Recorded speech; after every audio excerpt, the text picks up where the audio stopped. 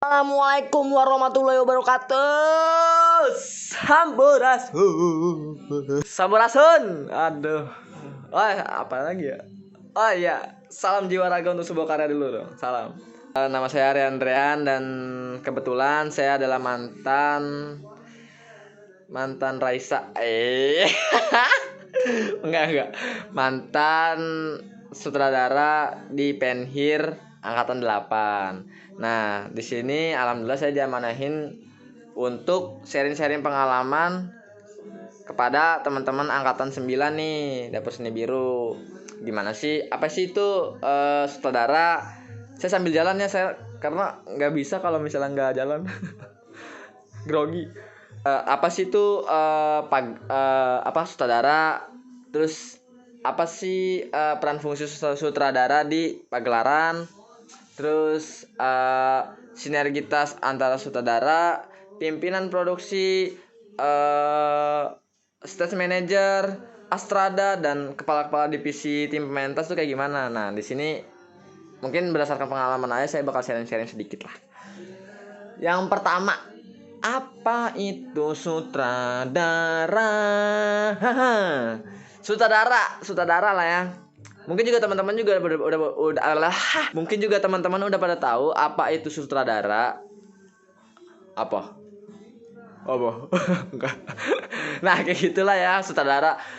Sering nonton film kan? Sering kan? Nah, kayak gitulah kurang lebih gitu. Karena sutradara di film sama sutradara di sebuah pagelaran itu sebenarnya sama aja. Cuman bedanya pengimplementasiannya aja yang beda. Kalau misalnya sutradara di film itu berupa visual, pengimplementasiannya kalau misalnya pagelaran di sebuah kalau misalnya sutradara di film itu berupa visual, pengimplementasiannya kalau misalnya sutradara di sebuah pagelaran itu berupa apa ya? Real gitu, real. Kayak musiknya live gitu. Terus paduan suaranya live, tariannya live, aktornya berakting live, lightingnya live, dan biasanya kalau misalnya pagelaran itu ditampilin dalam satu waktu. Nah, itu bedanya kayak gitu. Terus juga di sini kita bakal bahas per tim dulu deh. Timnya kan kalau misalnya di sebuah pagelaran tuh biasanya 2 tim, yaitu tim produksi dan tim pementas. Tim produksi dan tim pementas. Apa adik-adik? Tim produksi dan tim pementas. Betul. Tim produksi dan tim pementas. Nah, kalau tim produksi itu biasanya mencakup kayak budgeting, sponsorship, tiketing, logistik. Nah, yang mencakup itulah. Nah, dipimpin oleh pimpinan produksi namanya.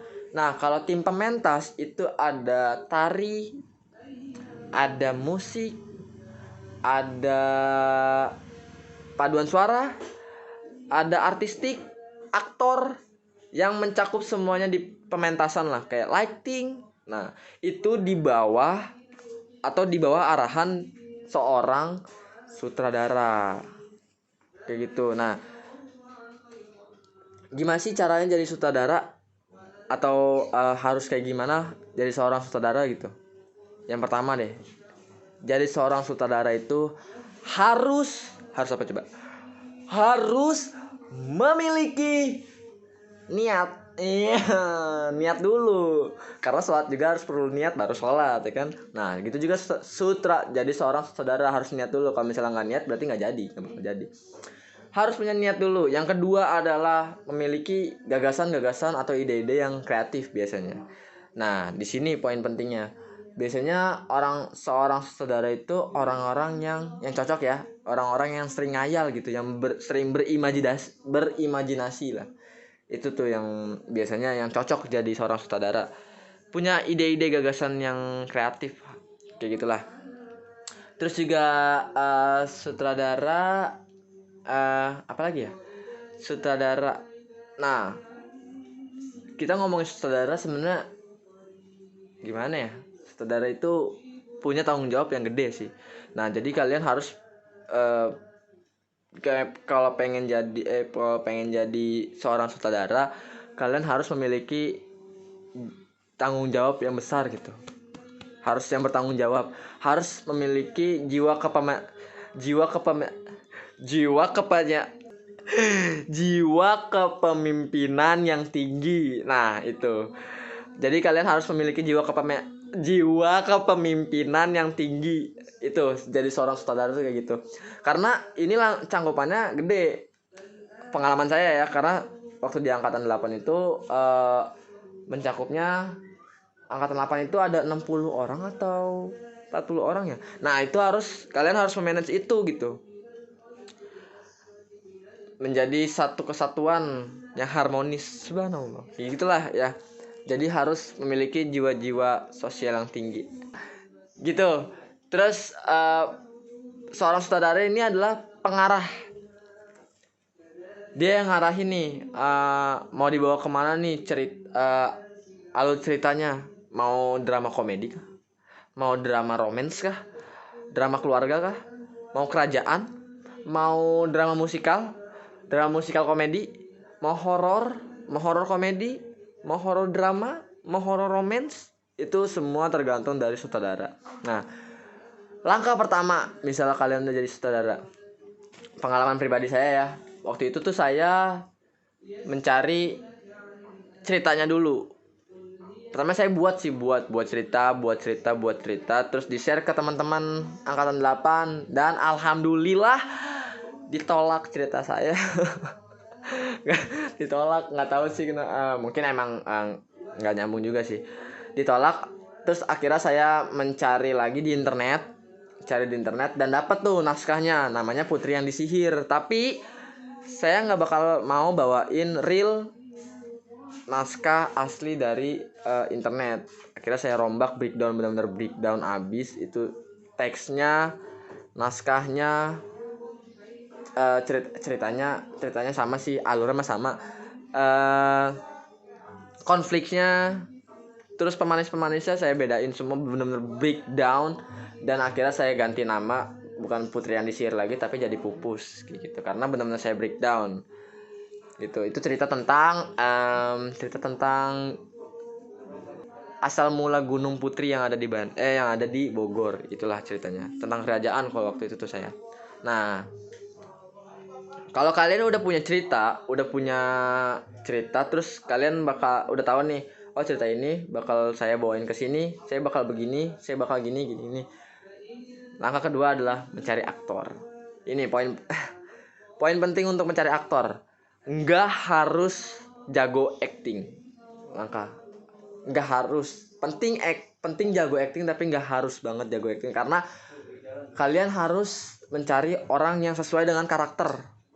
Kalau saya sih waktu itu kayak gitu, karena waktu angkatan 8, waktu saya diamanahin jadi sutradara, terus nyari aktor, kan nggak kenal semua nih sama angkatan 8.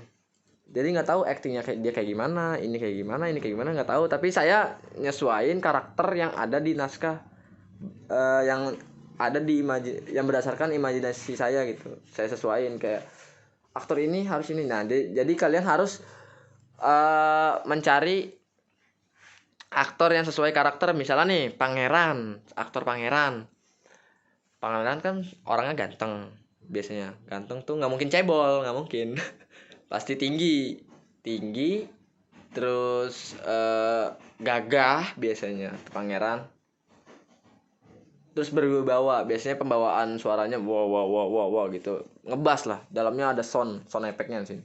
Nah, cari yang karakter kayak gitu. Nggak mungkin kalian seorang pangeran tapi yang mohon maaf nggak sesuai dengan pangeran gitu, dari segi wajahnya, terus juga dari segi postur badannya. Nah, jadi kalian harus sesuaiin karakter gitu lah, biar feel-nya dapet, feel dari sebuah pagelaran itu dapat. Nah, terus sinergitas antara sutradara, pimpinan produksi, stage manager, Astrada, dan tim-tim divisi lainnya. Ini harus penting. Kalian harus bisa bersinergi sama mereka semua. Enggak sama mereka aja sih, tapi sama semua angkatan, terutama mereka gitu. Terutama sama pimpinan produksi. Karena waktu pengalaman saya ya, banyak tim produksi yang nggak tahu cerita yang saya bakal bawain di sebuah pagelaran. Yang pagelaran Penhir kemarin tuh banyak tim produksi yang nggak tahu ceritanya kayak gimana gitu. Nah, kalian kalau misalnya jadi sutradara, harus bisa menceritakan atau memberitahu ini loh ceritanya bakal kayak gini loh, bakal kayak gini, bakal kayak gini, ntar alurnya gini, awalnya gini, prosesnya gini, konfliknya gini, pemecahan konfliknya gini, endingnya gini. Nah kayak gitu. Kalian harus bisa ngasih tahu ke semuanya. Jadi semuanya juga biar tahu gitu. Jadi tim produksi itu nggak hanya membahas tentang budgeting, tiketing, nggak harus gitu. Nah kalian juga harus berkomunikasi sama pimpinan produksi nih, harus bisa berkomunikasi baik lah, komunikatif sama pimpinan produksi, harus gitu, harus satu pemikiran, karena kalian yang mengatur tim pementas, pimpinan produksi yang mengatur tim produksi. Nah apa aja yang kalian butuhkan kalian harus lapor ke pimpinan produksi. Contohnya sebuah pagelaran kan harus punya kostum ya, biasanya kostum artistik, bangku-bangku kayak gitu misalnya, atau itu lapor ke pimpinan produksi, bilang pim pimpro, saya butuh bangku nih, saya butuh kostum kayak gini. Nah itu harus lapor ke dia, dan dia juga harus tahu cerita yang kalian bakal bawain kayak gitu. Terus juga ke stage manager, itu penting banget karena stage manager yang mengatur aktor-aktor di atas panggung, itu stage manager, itu yang ngatur. Kalian juga harus ngasih tahu ceritanya ini cerita bakal gini, ini harus bersinergi lah ke semua elemen gitu. Nah jadi sutradara itu adalah seorang pengarah. Jadi kalian harus siap-siap jadi sutradara, berarti harus bisa meluangkan waktu, harus bisa memanage waktu, harus bisa meyakinkan teman-teman kalian dan meyakinkan diri kalian sendiri. Buat seorang sutradara pagelaran kan benar-benar nggak punya pengalaman sama sekali, tapi teman-teman percaya sama kemampuan saya, dan saya juga harus bisa mempercayai diri sendiri gitu, karena teman-teman semua satu angkatan percaya sama saya gitu. Jadi kalau buat siapapun kalian yang kepilih menjadi sutradara, tekuni itu, percaya sama diri sendiri karena teman-teman kalian udah yakin sama kalian gitu. Itu sih kunci utamanya. Terus paling pengalaman apa lagi ya, pokoknya sutradara itu adalah seseorang yang mengatur elemen-elemen yang ada di pementasan, kayak misalnya artistiknya mau kayak gimana, bangkunya mau kayak gimana, kostum aktor mau kayak gimana, karakteristik aktor mau kayak gimana, dialog aktornya kayak gimana, itu sutradara semua yang ngatur. Kayak misalnya musiknya mau kayak gimana, suasananya kayak gimana, misalnya kalau misalnya ada adegan berantemnya kayak gimana, terus nyanyinya gimana, paduan suara kayak gimana, tari kayak gimana. Nah itu mencakup semuanya. Nah kalian kan nggak punya misalnya, oh saya dipilih jadi sutradara nih, tapi saya nggak punya ilmu tentang paduan suara, saya nggak punya ilmu tentang tari, saya nggak punya ilmu tentang musik, tapi saya tahu ilmu tentang aktor misalnya gitu. Tapi saya dituju saya sutradara gitu, gimana tuh? Saya juga gitu. Saya nggak punya ilmunya, saya tahunya musik doang. Nah di setiap divisi kan pasti ada kepala divisi, setiap divisi pasti ada kepala divisi. Nah disinilah kalian harus bersinergi, makanya tadi saya bilang harus bersinergi ke semua elemen yang ada di sebuah pagelaran. Komunikasiin sama kepala divisi, misalnya paduan suara, komunikasi sama paduan suara tolong buat musik misalnya ya, adegan sedih, tolong bikin lagu sedih, ceritanya tentang gini-gini, karena di cerita ini misalnya si Putri nangis gara-gara si pangeran gini-gini nih. Nanti komunikasikan sama kepala divisi paduan suara, nanti mereka yang buat kayak gitu. Nanti kalian yang mengoreksi, kalau misalnya menurut kalian oh pas nih lagunya, oke lanjut. Kalau misalnya nggak pas nih, revisi dikit lagi gitulah. Itulah sosok dari seorang sutradara. Kalau misalnya paling segitu aja sih sosok dari seorang sutradara. Waktu pengalaman saya jadi sutradara di Penhir itu proses 2 bulan, dan alhamdulillah saya dulu waktu itu jadi sutradara iya, aktor iya, semua. Iya itulah. Jadi semangat semua, pesan saya adalah semangat semua buat angkatan 9 menuju penhirnya. Semoga prosesnya bisa baik, semoga lelah kita menjadi lelah, dan terus di dapur seni gitu, karena dapur seni membutuhkan kalian. Satu pesan dari saya, apapun sukumu, apapun agamamu, siapapun kamu, jika kamu anggota dapur seni biru, aku cinta kamu. Asik. Nah, setelah ini bakal ada pembahasan tentang Astrada nih. Nah, oh iya, saya bakal bahas dulu deh Astrada. Peran penting Astrada bagi seorang sutradara. Sutradara itu harus memiliki Astrada. Kalau menurut saya sih penting, tapi nggak wajib. Tapi hal penting, asisten sutradara. Asisten inilah yang bakal mengatur semua, memanage. Karena satu orang kalian sendiri sutradara sulit untuk mengatur semua elemen itu. Nah, kalian butuh asisten. Asisten itulah yang merangkul, nggak merangkul mah bareng-bareng, tapi membantulah prosesnya. Kayak aku mau cerita gini, musiknya gini. Nah, nanti dibantu sama Astradanya. Oh, kata sutradara gini, ayo gitu. Nanti misalnya sutradara yang ngatur musik, tari, aktor. Nah, Astrada yang ngatur lighting, artistik gitu. Nah ya, lighting juga. Kalian juga harus bisa menyesuaikan suasana. Nah, kalian bisa koordinasi sama tim lightingnya. Misalnya suasana sedih, lampunya kayak gimana? Suasana berantem, lampunya kayak gimana? Biasanya kalau suasana sedih kan lampunya biru ke biru muda lah. Kalau misalnya lagi berantem biasanya merah kedap kedip, itu disco tatu tang TikTok lah gitu. Nah, paling itu sih. Dan setelah ini bakal ada pembahasan tentang Astrada yang bakal dibahas oleh Dina. Segitu aja. Assalamualaikum warahmatullahi wabarakatuh. Assalamualaikum warahmatullahi wabarakatuh. Nama saya Dina Febriana, saya angkatan 8. Di sini saya akan sedikit sharing ke teman-teman semua mengenai asisten sutradara. Apa itu Astrada, perannya apa, job desk-nya apa, terus penting gak sih Astrada ini di suatu pergelaran? Karena kebetulan alhamdulillah saya dikasih kepercayaan dan kesempatan untuk menjadi Astrada di pendidikan akhir angkatan 8 yang berpartner sama Ari sebagai sutradara. Gitu. Langsung aja ya. Saya mau bilang kalau misalnya Astrada sebenarnya itu opsi. Kenapa? Karena Astrada di suatu pergelaran itu bisa ada bisa enggak. Hukumnya tuh nggak wajib gitu. Tapi ya kebanyakan walaupun ada gitu. Tapi walaupun tanpa Astrada pun pergelaran tetap akan bisa berjalan gitu. Karena pada dasarnya si Astrada ini ada sesuai dengan kebutuhan si sutradara.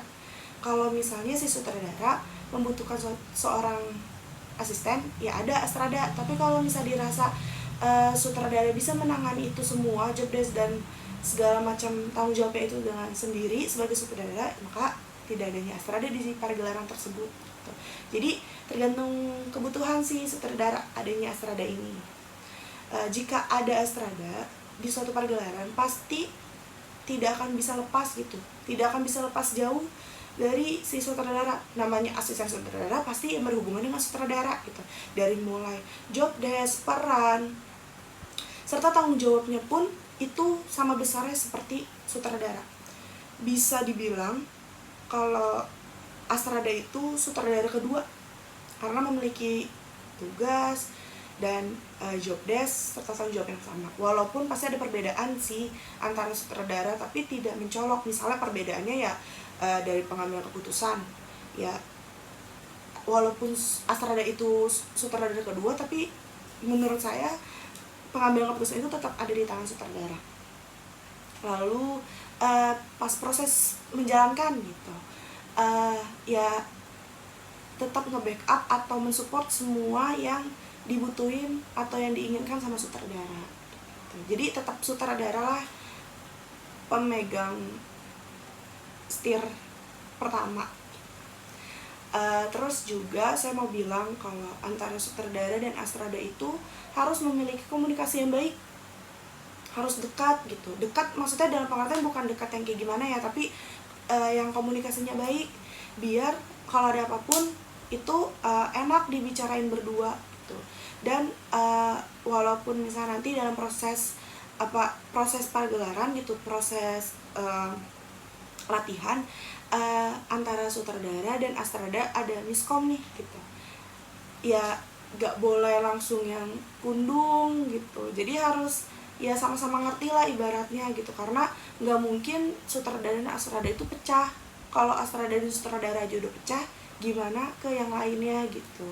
Jadi komunikasi itu harus baik, harus dekat dalam artian ya berteman baik, jadi saling ngerti juga, karakter juga. Nah, karena pasti ada perbedaan pendapat kan, yang tadi saya bilang pasti ada masalah sedikit-sedikit lah dalam proses pelatihan gitu ya, namanya miskom atau salah paham segala macam. Nah, kalau misalnya antara sutradara dan asrada ini kayak udah tahu karakternya, pasti kan lebih enak ya ngomongnya gitu, dari biar ngejelasinnya segala macam gitu. Nah, selain hubungan ke sutradara, selain hubungan asrada ke sutradara, asrada juga harus memiliki hubungan yang baik ke seluruh divisi gitu. Karena misalnya kan peran asrada ini ngebantu si sutradara. Misalnya dalam proses pelatihan sutradara berhalangan hadir. Ketika sutradara berhalangan hadir, ada suatu masalah nih di proses latihan. Nah, pasti kan asrada nih yang nge-backup gitu kan. Jadi biar kenapa harus komunikasi ke anak-anak lain tuh enak ya, biar kalau ada masalah atau ada sesuatu yang harus diskusikan, biar nyaman teman-teman yang lain diskusi ke kita. Nah, baru setelah diskusi sama yang lain, ngomongin masalah itu, baru kan pasti akan komunikasi ke sutradara gitu. Makanya hubungan baik, asrada harus mempunyai hubungan yang baik antara ke sutradara dan ke seluruh teman-teman yang terlibat dalam pergelaran tersebut. Mau itu dari tim tas, tim pro, itu harus baik hubungannya. Itu sih sebenarnya yang diharapkan dari sutradara dan asrada. Selain itu, asrada juga turun langsung dalam pemilihan aktor tim tas gitu. Dari casting itu sutradara juga turun langsung bersama sutradara. Asrada turun langsung ke sutradara, maksudnya maaf. Jadi dari casting nemenin sutradara juga, terus diskusi cocok nggak ya si ini peranin ini gitu. Dari pembuatan naskah juga, dari pemilihan konsep mau pergelaran apa sampai udah ditentuin sampai naskah segala macam, itu asrada itu turun langsung juga bersama sutradara. Intinya asrada ini ngebantu semua pekerjaan si sutradara, nge-backup gitu. Jadi sutradara ada dua lah ibaratnya, sutradara kedua. Selain itu apa ya, bisa juga ngebantunya karena apa? Karena dua-duanya ini kan asrada itu pasti harus tahu ya, harus sesama tahu gitu apa yang sutradara mau, dan maksudnya ya harus tahu gitu asrada nih mau dibawa kemana. Jadi peran asrada pun bisa dipecah tuh di situ. Jadi nanti sutradara misalnya fokus ke aktor, nanti asradanya bisa ke divisi yang lain, bisa musik, bisa padus, bisa kemana-mana gitu. Intinya bener-bener nge-backup lah gitu. Mungkin itu sih sedikit gambaran kasar tentang asrada di suatu pergelaran. Kurang lebihnya mohon maaf. Wassalamualaikum warahmatullahi wabarakatuh.